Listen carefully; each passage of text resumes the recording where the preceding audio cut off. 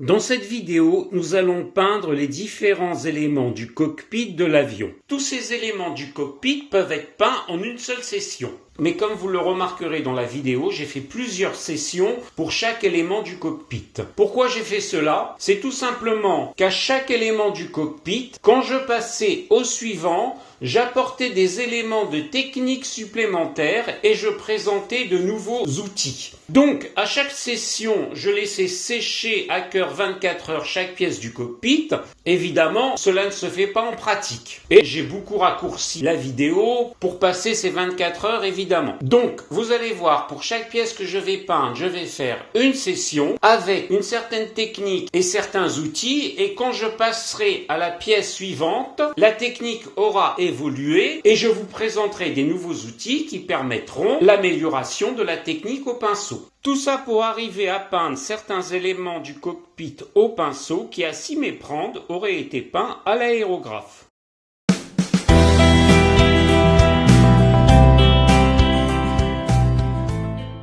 Bonjour chers amis, dans le précédent chapitre, au chapitre 14, dont vous trouverez le lien en haut et à droite de la vidéo ou dans la description, nous avions dégraissé les pièces du cockpit, nous avons collé certaines pièces du cockpit et nous les avions montées sur un support. Tout cela pour pouvoir les peindre. Il y a certaines pièces que nous avons laissées sur la grappe pour pouvoir peindre directement dessus. Maintenant, nous allons peindre les pièces du cockpit. Nous allons commencer par le tableau de bord qui est de couleur noire. Il nous faut donc un pot de peinture de couleur noire. Là, c'est un pot de peinture noire acrylique 100% à l'eau de la marque Vallejo. Il nous faut un pinceau brosse. Pour le dégraissage, j'avais utilisé un pinceau de taille 5. Pour la peinture du tableau de bord, je vais utiliser un pinceau brosse de taille 3. Si vous n'avez aucune de ces tailles, prenez un pinceau brosse quelconque, cela fera l'affaire pour notre maquette débutant premier niveau. Il nous faudra 2 pots de verre, là c'est des pots de verre de yaourt. Il nous faudra un compte-gouttes pour l'eau, là c'est un compte-gouttes pharmaceutique, c'est ce qu'on trouve dans certaines pharmacies quand vous achetez des flacons unidoses de lavage oculaire. Ça peut être aussi des flacons unidoses de lavage nasal. Évidemment, il y a des flacons doseurs dédiés aux maquettistes, on verra ça plus loin. Pour le moment, on va se contenter de matériel de base. Toujours en restant dans le matériel de base, il nous faut une palette de couleurs. Vous pouvez avoir aussi ces objets alimentaires que l'on trouve aussi dans certaines marques de produits surgelés. Ici, il y avait des bouchées salées à faire chauffer. Ici, il y avait des petits gâteaux, mais ça peut servir de palette. Évidemment, là aussi, il y a des palettes dédiées aux maquettistes, mais nous verrons ça plus loin. Il va vous falloir aussi un rouleau de sopalin. Comme je l'avais dit dans mes précédentes vidéos, une peinture est faite d'un solvant, d'un liant et d'un pigment. Donc elle est composée de 3 phases et avant d'utiliser la peinture, il faut homogénéiser ces 3 phases. Généralement, on a le pigment qui se dépose au fond, mais généralement, on mélange pour homogénéiser le solvant, le liant et le pigment. Dans le plus simple des cas, on prend la peinture et on la secoue pendant quelques bonnes minutes, au moins pendant 3 ou 4 minutes. Sinon, si le pot de peinture a été stocké depuis quelque temps, vous ouvrez le pot de peinture, voilà. Là, vous voyez le compte-gouttes et avec les ongles, vous allez enlever le compte-gouttes. Faites très attention de ne pas vous salir, voilà, c'est pour ça que j'ai mis un sopalin. Voilà, j'ai enlevé le compte-gouttes. Comme vous voyez, se salir est inévitable. Et là, je vais utiliser un mélangeur pour essayer de ramener les pigments à la surface. Là, vous voyez, c'est un mélangeur aussi artisanal fait maison. C'est tout simplement un morceau de grappe de maquette. Mais il y a des mélangeurs dédiés pour les maquettistes. On verra ça plus loin. Donc, je trempe dans le pot de peinture. Je mélange bien les pigments qui sont au fond. Et je ramène mon mélangeur fait maison.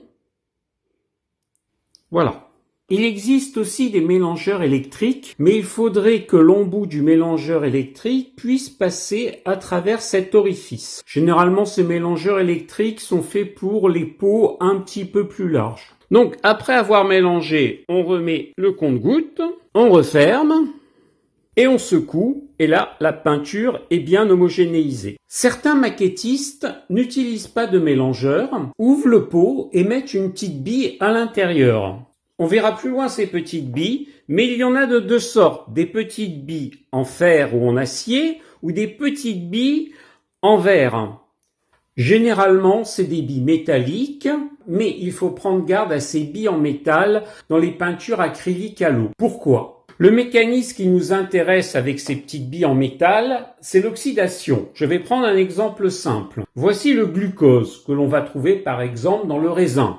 Si vous prenez du raisin et vous le broyez, vous allez avoir du jus de raisin. Ce glucose va s'oxyder. Comment ? En perdant des électrons. Et en perdant des électrons, il va se transformer en alcool. Voici l'alcool. On appelle aussi plus couramment oxydation la fermentation. Donc, ce glucose contenu dans le jus de raisin va se transformer en alcool et on ne va plus avoir du jus de raisin, mais on va avoir du vin.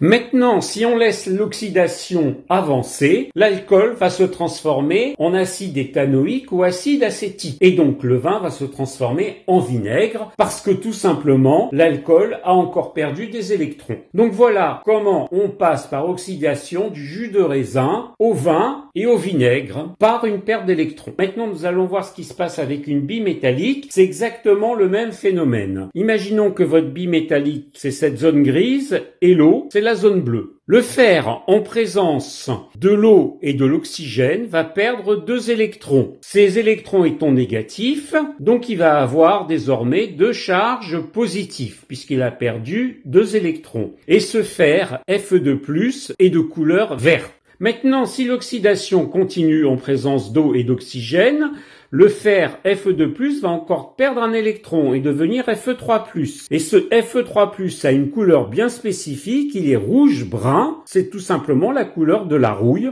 qui va donner cette rouille pulvérulente. Donc d'un côté, le fer a disparu et c'est tout simplement transformé en une sorte de poudre qui est tout simplement la rouille de couleur rouge-brun. Donc là, j'ai un pot de couleur noire, mais imaginons que ce soit un pot de couleur jaune, que je mette une bille métallique. Le solvant ici, c'est l'eau. Qu'est-ce qui va se passer avec cette bille métallique ? Elle va s'oxyder et donner des ions Fe3+, de couleur rouge-brun, c'est tout simplement la rouille. Donc si vous avez un pot de couleur jaune, il va y avoir avec l'oxydation, c'est-à-dire tout simplement la rouille, le pot de couleur jaune va prendre une autre couleur. Et cette mésaventure est arrivée à certains maquettistes qui avaient mis des billes en métal.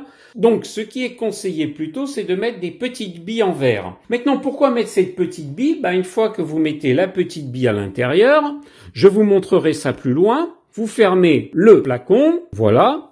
Et comme il y a une petite bille à l'intérieur, ça va homogénéiser la peinture de façon plus efficace. Je vous montrerai les billes plus loin. En dernier lieu, mais on verra ça plus loin, il y a des agitateurs électroniques. Vous mettez la bouteille, vous appuyez sur un bouton, et l'agitateur électronique va agiter la bouteille à votre place. C'est très pratique quand vous avez de longues sessions de peinture. Nous allons revenir sur les méthodes d'agitation avec des objets cette fois-ci dédiés aux maquettistes un petit peu plus loin dans la vidéo. Nous allons donc d'abord peindre le tableau de bord avec de la peinture noire. J'ai donc préparé 2 petits pots d'eau froide, le pinceau et vraiment très à distance le séchoir. Surtout, il faut éviter de faire des courts-circuits. On a notre palette qui est faite d'un emballage et on va prendre notre pot de peinture noire qu'on a préalablement secoué ou mélangé et on va déposer des gouttes dans la palette. Je vais déposer une goutte dans la palette, ça suffit amplement. Voilà. Je vais prendre ma pipette pharmaceutique que je vais remplir d'eau froide et je vais rajouter 1 à 2 gouttes d'eau. Voilà, ça suffit amplement, la peinture est bien diluée. J'évite de mélanger avec un pinceau, s'ils sont neufs, ça risque de les abîmer. Donc je peux mélanger avec un petit bâton de bois.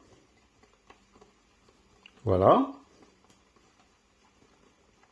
Je vais prendre mon pinceau et surtout ne pas plonger le pinceau sec directement dans la peinture. Il faut le mouiller avant. Il faut le mouiller avant avec l'eau froide et faire ceci pour faire passer l'eau dans l'ensemble des poils du pinceau. Parce que en mouillant, ça va juste mouiller la superficie mais pas l'intérieur. Ne plongez jamais un pinceau sec dans de la peinture. Je vous expliquerai plus tard après. Maintenant, nous allons prendre notre tableau de bord et peindre une première couche. Avant de passer la première couche de peinture et même la deuxième couche, videz le réservoir de façon sommaire du pinceau, sinon en appliquant votre première couche, vous allez avoir une grosse flaque.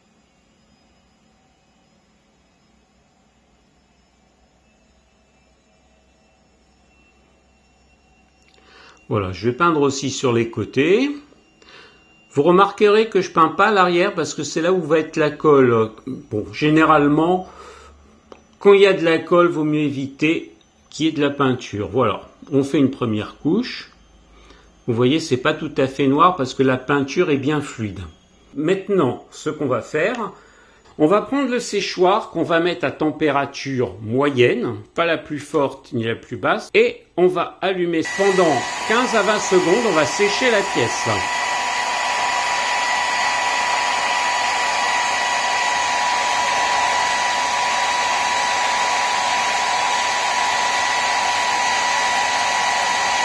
Voilà, la pièce est sec et on est prêt à appliquer une deuxième couche de peinture noire.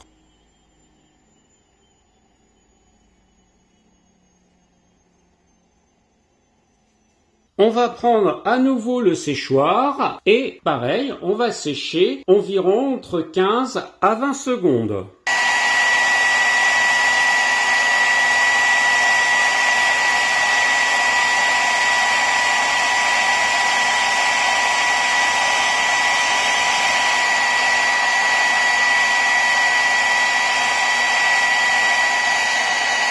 Attention, si au sein de la session de peinture, vous avez différentes couleurs à appliquer, ne laissez jamais sécher votre pinceau avec la peinture. Plongez le pinceau dans un premier petit pot d'eau, sans toucher le fond, qui va faire disparaître la peinture noire.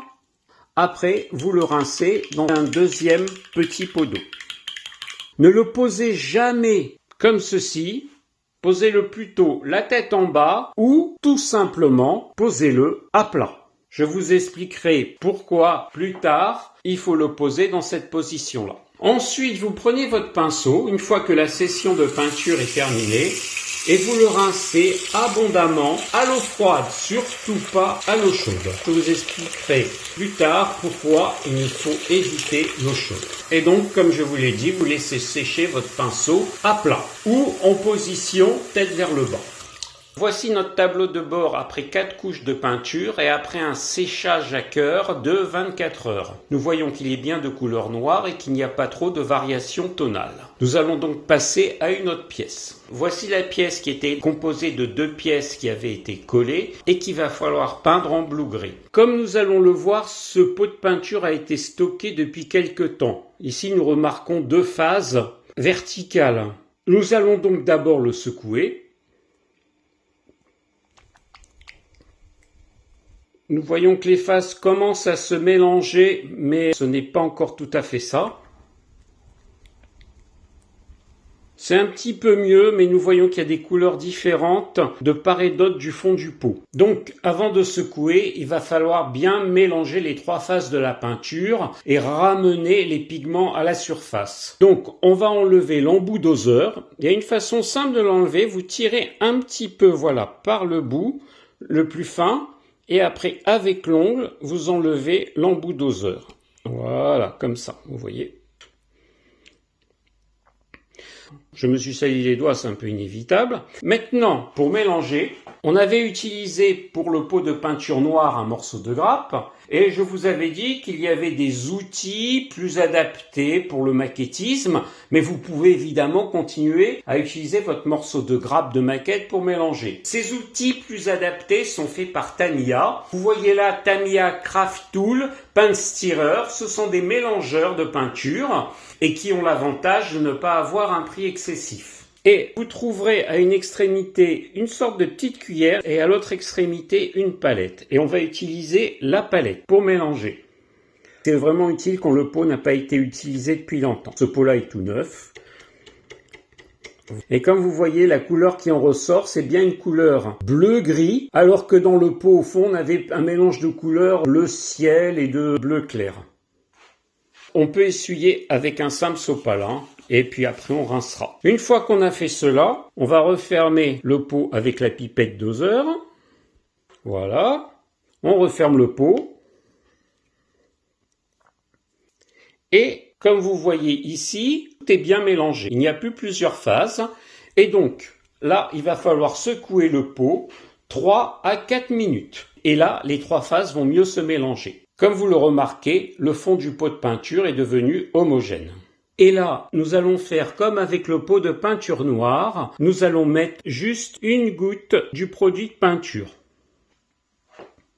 Nous allons tremper notre compte-gouttes dans un des pots qui contient de l'eau froide et aspirer. Et nous allons disposer ici 4 gouttes parce que apparemment j'ai mis un peu plus qu'une goutte. Là, au lieu de mélanger avec un petit bout de bois comme on avait fait avec la peinture noire, vous pouvez mélanger avec le petit mélangeur Tamiya avec sa petite cuillère. C'est tout aussi bien. Si vous avez un pinceau neuf, n'utilisez pas le pinceau neuf. Si vous avez un vieux pinceau, vous pouvez mélanger avec un vieux pinceau, il n'y a pas de souci. Mais si vous avez un pinceau neuf, autant utiliser le petit mélangeur Tamiya. Mais il y en a d'autres marques. Ce que je fais généralement, j'essuie tout de suite après. Ça s'essuie très facilement. Si vous laissez sécher, comme ça contient de la résine acrylique, après il va falloir gratter pour enlever la peinture. Maintenant, on va reprendre notre pinceau et comme je l'ai dit, toujours le plonger dans de l'eau avant, toujours mouillé. Les poils du pinceau avant, ne le plongez jamais directement sec dans la peinture. Et une fois que vous avez mouillé, délicatement, vous faites ceci. Tout simplement parce que l'eau est allée à la surface des poils du pinceau, mais pas en profondeur. Il faut essayer de répartir en profondeur, mais de façon très douce. Sinon, c'est pas bon pour les poils du pinceau. Vraiment de façon très douce. Et une fois que le pinceau est mouillé, vous pouvez le plonger dans la peinture. Et attention, vous ne plongez que les poils. Évitez de mettre la virole. Vous voyez, ça monte tout seul généralement. Il y a une partie qui est le réservoir et une partie qui est la pointe. Donc ça monte tout seul dans le réservoir et comme je l'ai dit, avant de peindre, videz un peu le réservoir avant. Vous allez voir, hop. Vous voyez, ça coule tout seul. Si vous ne videz pas partiellement le réservoir avant, vous allez avoir une grosse flaque sur la pièce que vous allez peindre. Et là, on peut peindre notre pièce.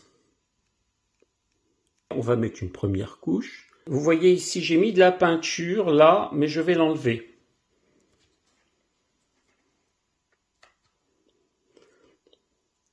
Alors pourquoi j'ai fait ça? C'est ici que va se coller le tableau de bord. On peut toujours coller des pièces peintes, mais il vaut mieux enlever la peinture là où il va avoir de la colle. Bon, là il y a une bulle.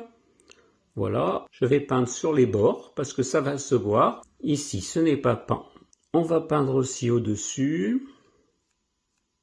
On peut peindre un peu à l'arrière, mais ça ne se verra pas. C'est surtout là qu'il ne faut pas peindre. Donc on va sécher comme d'habitude entre 15 à 20 secondes avec le séchoir en chaleur moyenne. Bon, je vous passe les 15 à 20 secondes.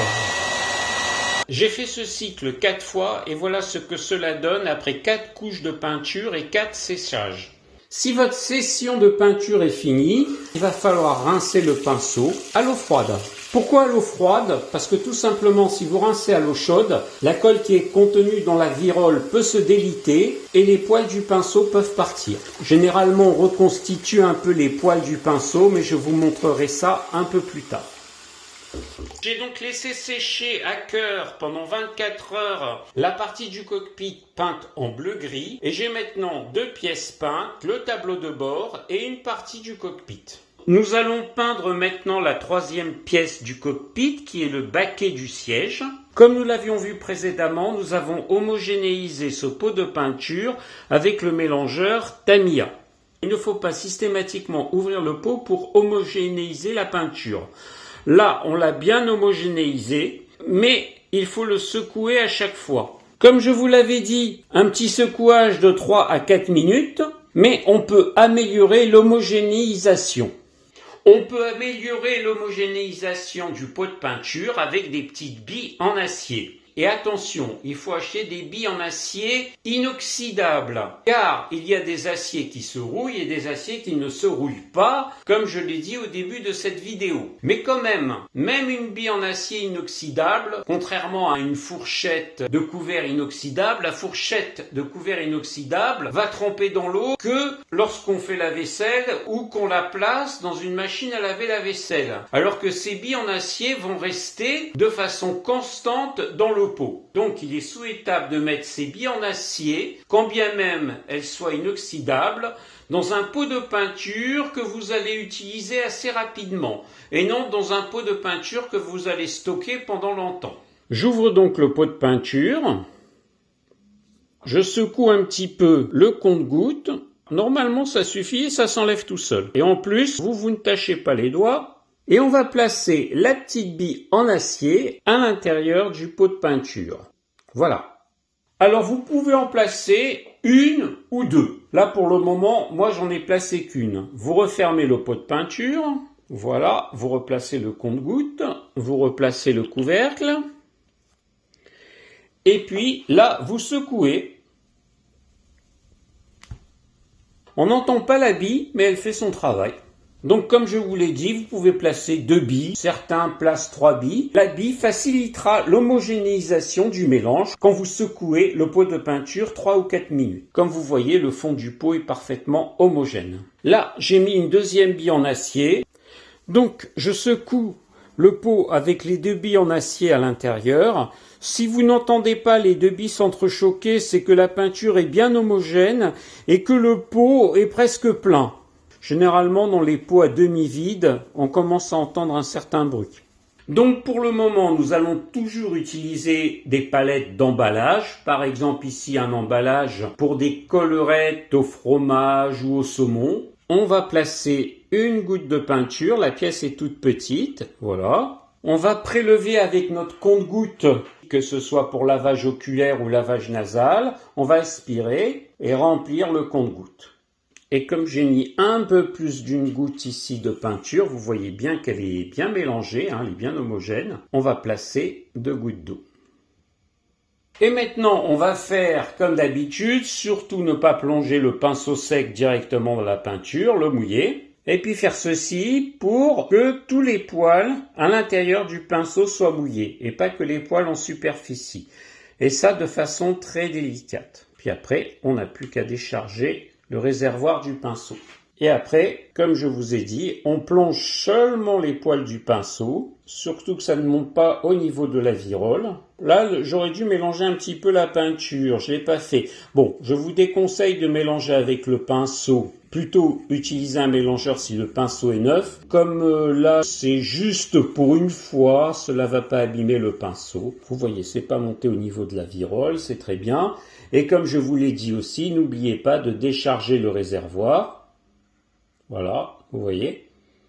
Attention, quand vous avez une pièce en creux comme ça, on a déchargé le pinceau, mais il faut aussi décharger le pinceau sur le sopalin. Pourquoi? Parce que tout simplement, si vous peignez sans le décharger sur le sopalin, il va se former des bulles au fond du bac. Vous voyez, d'ici, il y a des bulles.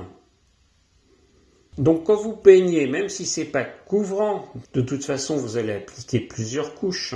Vous voyez qu'ici il y a des bulles, donc le seul moyen de les enlever, décharger sur le sopalin et vous continuez à peindre.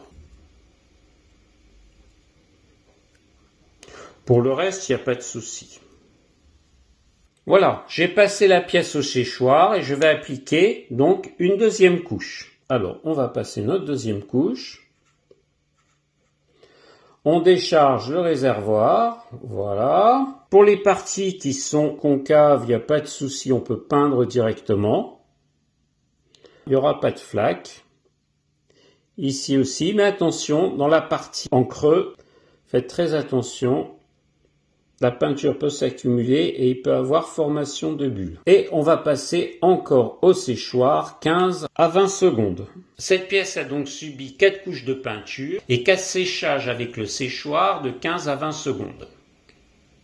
Et je vais laisser sécher cette pièce à cœur pendant 24 heures. Maintenant, comme vous le voyez, ces deux pièces sont de la même couleur et j'aurais pu les peindre en même temps. Mais si je peins pièce par pièce, c'est tout simplement qu'à chaque pièce que je peins, je vous montre de nouveaux éléments, comme le mélangeur Tamiya, les billes en acier, et pour la prochaine pièce que je vais peindre du cockpit aussi, on verra aussi de nouveaux éléments. Comme d'habitude, je rince mon pinceau dans le premier pot d'eau. Si au sein de la même session, vous avez un intervalle assez long avant 2 couches de peinture, je vous conseille de faire ça systématiquement. Ne laissez jamais sécher la peinture sur le pinceau. N'oubliez pas que c'est de la résine acrylique qui se polymérise, qui devient très dure, et après, vous devrez gratter pour l'enlever. Et ça va abîmer le pinceau s'il est tout neuf. Une fois que j'ai plongé dans le premier pot, je le rince dans le deuxième pot clair. Voilà, ça c'est si vous avez un intervalle au sein d'une même session. Maintenant, si c'est la fin de la session, il va falloir laver le pinceau au lavabo. Nous avons déjà peint 3 pièces du cockpit, nous allons donc peindre la 4e pièce, qui est la plus importante, car c'est sur celle-ci que vont se coller les autres pièces du cockpit. La voici. Nous voyons qu'elle est un peu plus grande que les autres. Elle est importante car c'est ici que nous allons coller le baquet du siège, que nous allons coller le support du tableau de bord et d'autres éléments. Cette pièce est à peindre en blue gray aussi. Donc, pour homogénéiser notre pot de peinture, nous avons utilisé initialement un morceau de grappe pour ceux qui n'auraient pas de matériel particulier ou un mélangeur Tamiya, car ce pot n'était pas utilisé depuis longtemps, donc il fallait l'homogénéiser. Par la suite, pour que le mélange soit plus efficace, nous avons mis 2 billes en acier dans le pot de peinture. Pour ces billes en acier, j'ai précisé qu'il fallait qu'elles soient inoxydables. Par exemple, si nous voyons ce premier sachet, il n'y a rien marqué. Maintenant, si nous voyons ce deuxième sachet enfermé dans une boîte, il s'agit d'une marque quand même un peu plus connue des maquettistes, Amomig. Alors sur Amazon, il était marqué « billes en acier inoxydable ». Là, je le vois nulle part. Mais bon, on va les croire. C'est quand même une marque bien connue. Mais comme je vous l'ai dit, malgré qu'elles soient inoxydables, il est souhaitable que vous les utilisiez dans un pot qui ne va pas rester trop longtemps dans vos stocks. Car il y a certains aciers qui rouillent, et pour ceux qui ne rouillent pas, s'ils restent pendant longtemps dans l'eau, ça peut finir par rouiller et altérer votre peinture. Et bien évidemment, le plus important est de secouer votre pot de peinture. Maintenant, avant de peindre notre pièce, je vais vous montrer un autre dispositif pour homogénéiser la peinture. Il s'agit d'un mélangeur électrique. Alors comme vous voyez, je vais mettre une sangle ici. Voilà. Je vais mettre mon pot de peinture qui contient déjà 2 billes en acier. Voilà. Je vais fermer la sangle. Et je vais appuyer sur le bouton. Là, ça ne se voit pas très bien, je vais mettre de face. Voilà, le pot est en train d'être mélangé. Voilà, si je rapproche, on le voit un peu mieux. Mais ça ne se voit pas trop à la vidéo. Dans la réalité, on le voit extrêmement secoué. Voilà, on peut donc laisser ce pot 4 minutes avec ses billes à l'intérieur et ça secouera le pot à votre place. Et on va donc utiliser le même matériel pour peindre cette pièce de cockpit. Une goutte de peinture bleu-gris, on aspire l'eau avec notre pipette récupérée de produits médicaux. Je vais ajouter 1 à 2 gouttes. Je mélange avec le mélangeur. Vous pouvez faire ça avec un pinceau comme je l'ai dit. Mais il faudrait que le pinceau, ça soit un pinceau usagé, parce que si c'est un pinceau neuf, ça va l'abîmer. Nettoyez tout de suite votre mélangeur, parce que après, il faut gratter une fois que c'est sec, et c'est un petit peu embêtant. Il est bien nettoyé. Avant, je plonge mon pinceau dans l'eau, je décharge l'eau, j'imbibe tous les poils du pinceau, et puis je plonge mon pinceau dans la peinture, en évitant que ça monte au niveau de la virole. Vous voyez, ça monte tout seul. Et je vais commencer à peindre ma pièce. Alors, là j'ai fait une erreur, et vous avez dû remarquer tout de suite d'où venait cette erreur. Je n'ai pas déchargé le pinceau. Ce que je vais faire, comme je n'ai pas déchargé le pinceau, cela fait une grosse flaque. Donc on va étendre la peinture. Et si la flaque est trop grosse, il n'y a pas de souci, on décharge le pinceau sur du sopalin tout simplement. Et ça va nous permettre d'étendre la peinture. Là vous voyez, la grosse flaque a disparu. Là où il n'y a pas de détail, ce n'est pas la peine de le mettre dans le sopalin, on décharge tout simplement. Et vous voyez, la peinture va être plus couvrante. Mais comme il n'y a aucun détail, donc ce n'est pas la peine de le plonger dans le sopalin, ça ne fera pas de flaque et ça ne fera pas de bulle.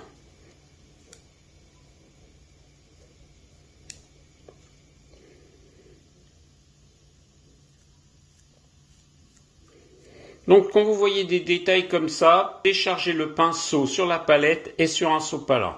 Quand il n'y a pas de détails, ici, vous pouvez directement décharger le pinceau que sur la palette. Maintenant qu'on a mis une première couche, on va sécher cette pièce au séchoir. La pièce a été séchée au séchoir à température moyenne et pendant 15 à 20 secondes. Et on va passer la deuxième couche. Donc on trempe le pinceau.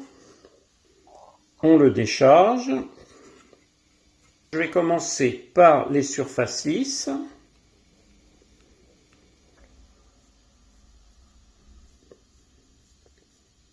Et puis finir par les surfaces où il y a des détails.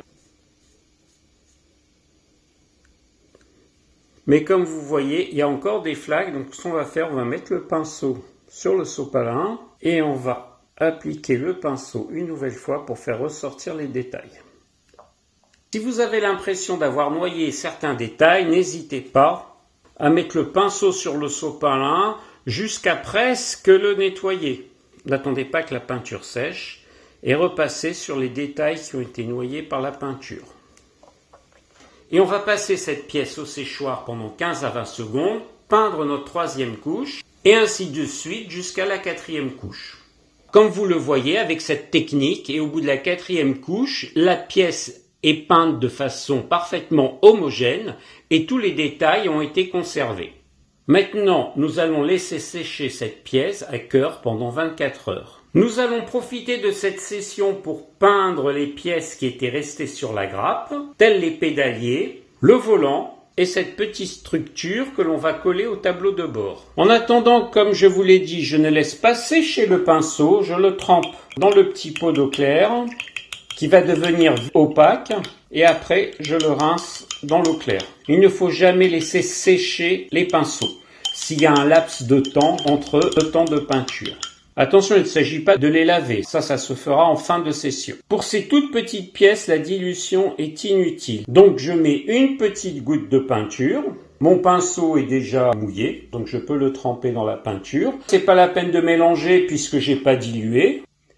Et donc je vais peindre les petites pièces. Je vais commencer par les pédaliers.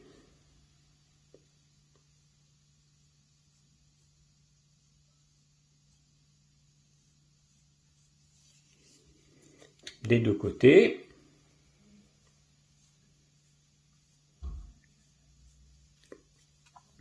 Il n'y aura pas besoin de plusieurs couches, une couche suffit. Mais là c'est pareil. Déchargez votre pinceau sur le sopalin pour faire réapparaître les détails. Là, les détails sont bien réapparus. On va faire pareil avec les volants, donc dans la peinture non diluée, et je vais peindre les volants.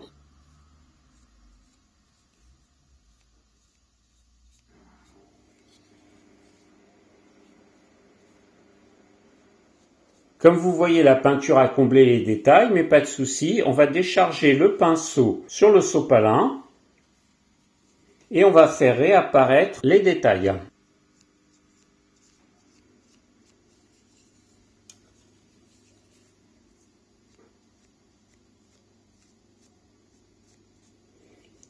S'ils ne réapparaissent pas tout de suite, on répète l'opération et vous faites comme si votre pinceau doit être complètement nettoyé.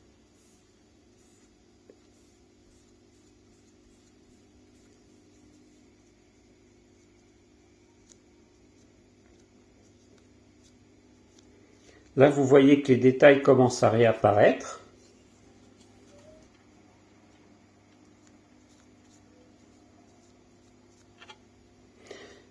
Et on recommence l'opération autant de fois que nécessaire. Là, vous voyez encore, il y a des détails qui sont comblés. C'est tout simplement parce que la peinture n'a pas été diluée, mais pour des toutes petites pièces comme ça, c'est pas la peine de diluer. Voilà, donc j'essaye de faire réapparaître les détails.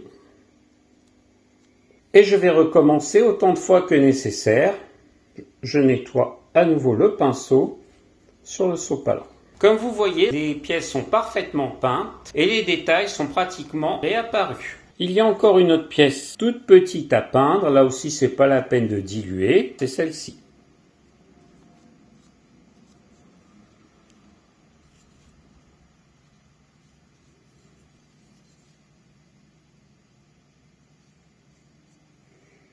Là, c'est pareil, pour faire réapparaître tous les détails, on fait comme si on voulait sécher le pinceau et on repasse une couche dessus avec le pinceau pour que les détails réapparaissent.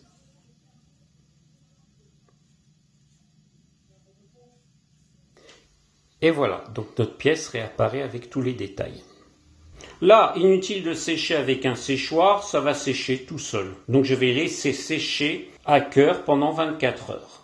Voilà, nous avons encore une autre session de peinture terminée. N'oubliez pas de laver le pinceau au jet du lavabo après la fin de session de peinture. Nous allons peindre maintenant les deux hémifuselages avec toutes les techniques que l'on a appris tout le long de cette vidéo. Je vais donc secouer le pot de peinture qui contient deux billes en acier à l'intérieur. Vous faites ça à la main ou avec un agitateur électrique.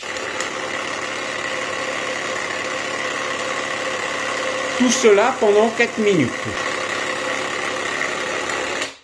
J'ai mis 2 gouttes de peinture dans la palette et je vais prendre la proportion 33%, 66%. Donc si j'ai mis 2 gouttes, je vais ajouter 4 gouttes d'eau. Comme d'habitude, je mélange la peinture avec un mélangeur. Et comme je l'ai dit, si vous avez un vieux pinceau, vous pouvez faire ça avec un vieux pinceau. Si votre pinceau est neuf, évitez, ça l'abîmerait.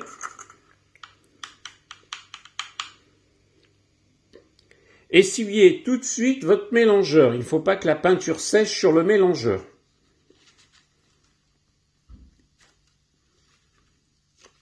Ensuite, comme d'habitude, on trempe le pinceau dans de l'eau. On étale l'eau à l'intérieur aussi des poils du pinceau. On le décharge un petit peu. Et on n'a plus qu'à le tremper dans la peinture, en évitant que ça monte au niveau de la virole.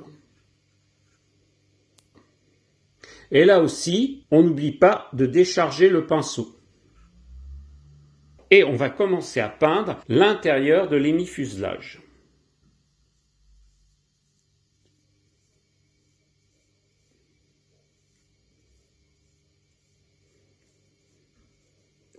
Je vais peindre aussi l'intérieur du puits-train, sait-on jamais, si ça se voit. Et c'est surtout l'hémifuselage.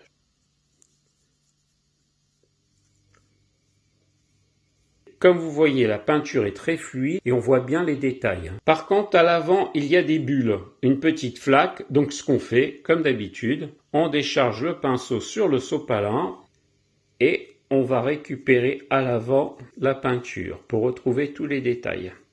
Il ne faut pas qu'il y ait d'accumulation de peinture.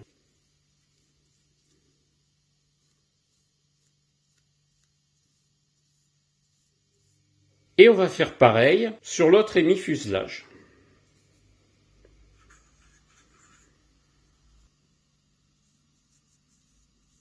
Ah, encore une erreur, j'ai oublié de décharger le pinceau. Donc pas de panique. Je le décharge et je trempe mon pinceau dans le sopalin. Comme ça, je vais pouvoir retrouver tous les détails. Je vais peindre aussi le puits de train. Je nettoie encore un peu le pinceau pour essayer d'évacuer la peinture en trop, les flaques et les bulles.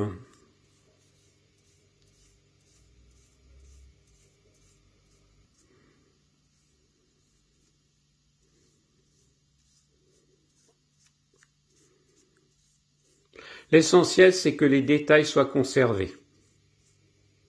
Comme vous voyez ici, les détails sont bien conservés dans l'ensemble. Ici, il y a une petite accumulation de peinture. Eh bien, je mets le pinceau sur le sopalin et j'enlève l'accumulation de peinture avec les bulles. Comme vous le constatez, c'est pas couvrant pour le moment. Il y a des parties qui sont restées un petit peu grises, mais on va faire 4 couches. Donc, les zones qui sont restées grises vont finir par disparaître. Maintenant, je vais sécher mes 2 émis-fuselages au séchoir. Les 2 émis-fuselages ont été séchés au séchoir pendant 15 à 20 secondes à température moyenne et je vais appliquer la 2e couche. Donc, je vais prendre le pinceau et appliquer la 2e couche. N'oubliez pas de le décharger. Sur les parties lisses, il n'y a pas de souci, j'applique la 2e couche. Maintenant, sur la partie où il y a beaucoup de relief, vaut mieux le décharger sur un sopalin. Comme ça, il n'y a pas d'accumulation de peinture, il n'y a pas de flaque et il n'y a pas de bulles.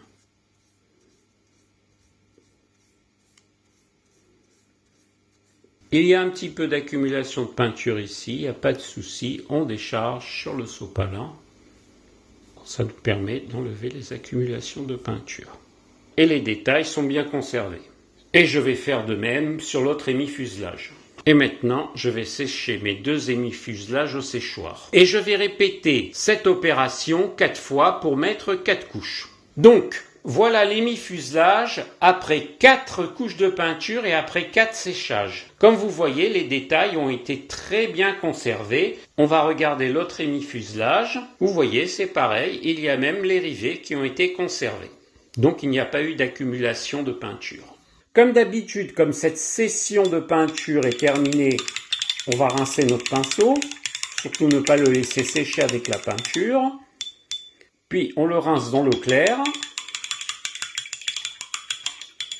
Et comme notre session est terminée complètement, nous allons laver le pinceau. Là, vous voyez, j'ai fait une petite erreur. Ça peut arriver. Il y a de la peinture sur la virole. Il faut éviter. Nous avons donc terminé la peinture de tous les éléments du cockpit, sauf le manche à balai qui sera composé de 3 couleurs, mais cela sera abordé dans la prochaine vidéo car il va falloir peindre certains éléments du cockpit, ce qui sera abordé dans la prochaine vidéo. Nous en profiterons aussi dans la prochaine vidéo pour approfondir l'entretien du pinceau. Si vous avez aimé cette vidéo, n'hésitez pas à vous abonner en appuyant ou en cliquant sur le cercle Reste Modèle ou sur le bouton s'abonner. Je fais une vidéo par semaine. N'hésitez pas à partager la vidéo et un pouce bleu me ferait plaisir. Je vous souhaite une bonne continuation.